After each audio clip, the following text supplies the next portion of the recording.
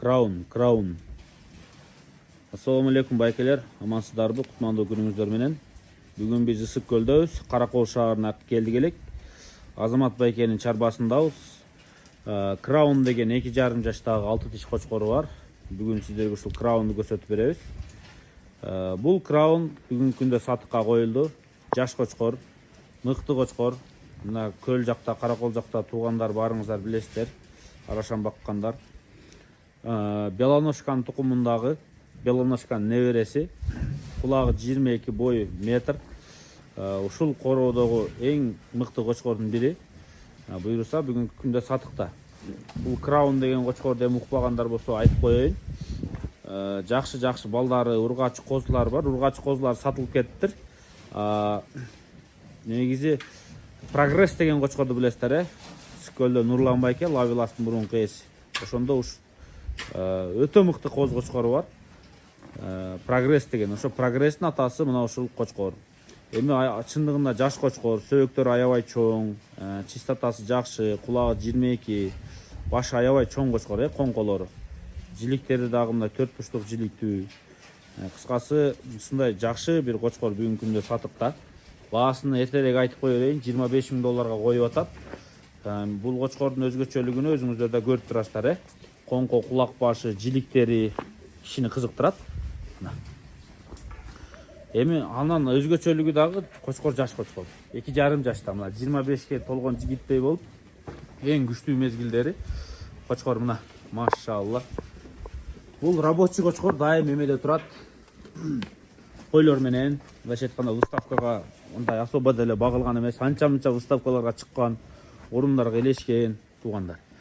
Бирок мына ушул короодо эле койлорго секирип, козулар түшүп, ушул Азамат агам кармап турат. Линиясын дагы бир тактап кетейин. Бул Белоножканын небереси, атасыны Бактияр,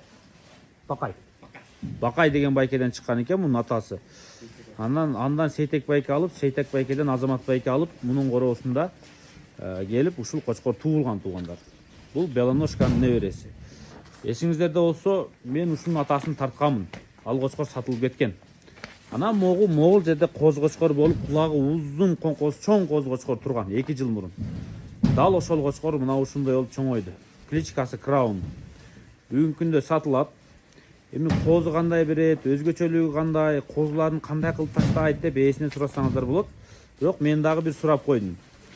Негизи кулак менен коңкого көбүрөөк басым жасалат экен козуларына. Ошо кулак коңкону жакшы берет дейт.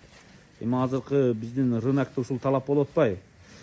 Буйруса, кулактарын 22 деп айттык, бою почти метр деп айттык, эми жүнү кыркылган. Эми жүнүнөн дагы мындай көрүп турасыздар, Темный кочкор эмес, чистоталары жакшы кочкор. Кимдеки мындай жакшы койлоруңуздар болсо, коңкосу чоң, кулактуу кочкор издегендер болсо, болгондо да жаш, бирок күчүнө толуп турган мезгилдеги. Ушул кочкорду сиздерге сунуштайбыз. Ээси белгилүү бир шартка байланыштуу ушундай жакшы бир кочкорду сатыкка койду. Дагы кошумча маалыматтарды ээсинен алсаңыздар болот. Эми мына жакшы кочкор жакшы деп айталы. Кочкор жакшы, көрүп турасыздар. Жаман кочкор эмес. Койлордун көпчүлүгүн сатыптыр, бир аз гана койлору калган, ургачылары да кулактуу, жиликтүү туулган дейт. Булар дагы сатылып кеткен. Нурлан байке ушул кочкордон бир кой качырган экен, ошол Прогресс Нурлан байкенин короосунда туулган. Аны дагы видеолорун сиздерге көрсөтүп коебуз. Прогресс аябай мына Ысык көлдө эң мыкты коз кочкорлордун бири.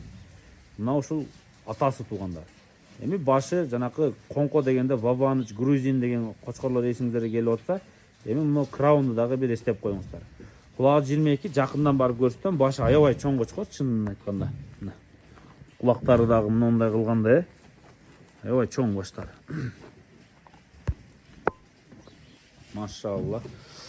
Эми $25,000 дагы оңой акча эмес.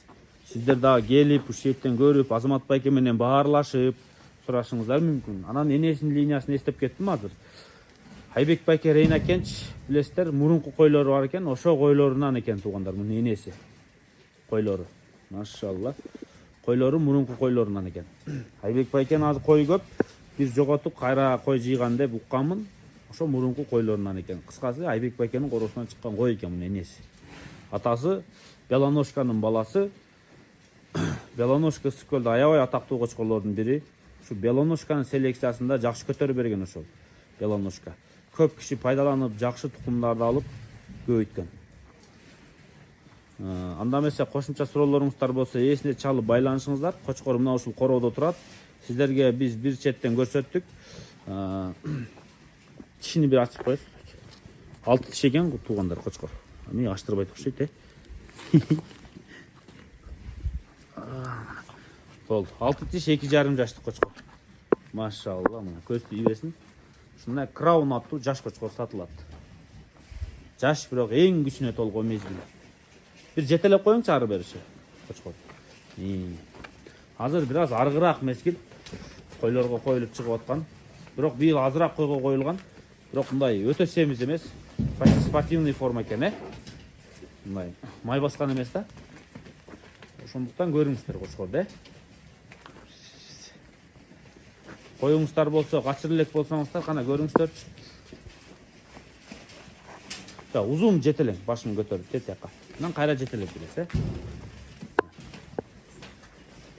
Бери жетелейсиз. Мына краун.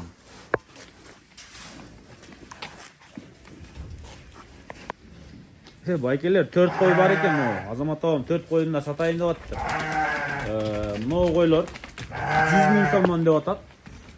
Анан краундан качканда, качпаганда болушу мүмкүн. Эгер краундан качып 100 миң сом деп аткан болсо, анда өтө сонун бар. 4 кой. Анан жок, эгер краун сатылып элек болуп ушул жерде турса, алсаңар дагы качкан эмес деп качырып берем деп атат. Мына краунданчы.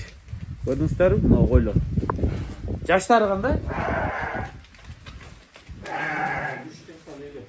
3 жаштан өйдө. Канча антылган примерно?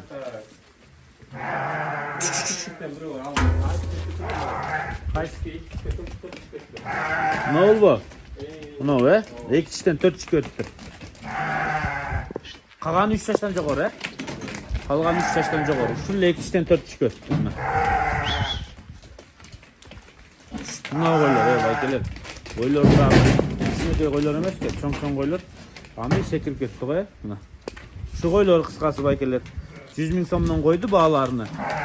Баягы краундан буйруса качырып берет. Эгер краун ушул жерде болсо, сатылып кетсе, анда аны сиздер сүйлөп чечесиздер. Эгер бооз эмес болуп калып, бирок сиздин 4 эле койдо ушул жерде турган. Ошо көбү качып калса керек, Бирөөсү мына кой, мына. Үйдө турган кой тез эле күйлөйт. Ушул жакта күндө эле бирге турат экен.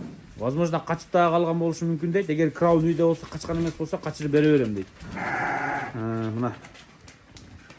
Үйдө турган, кочкор менен дайым турган койлор билесиздер, жайында дагы эле, анан жазында деле, кышында деле күйлөп кала берет го.